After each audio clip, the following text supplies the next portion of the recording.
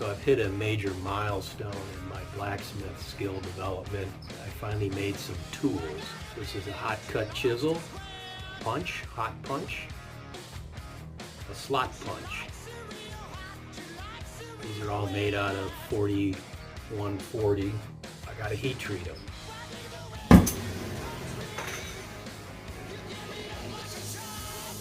So we're gonna do the punch. Getting red.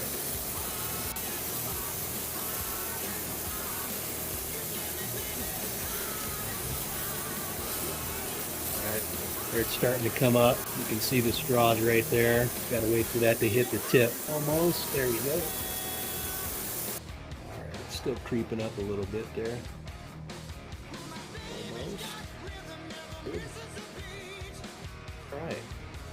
Done.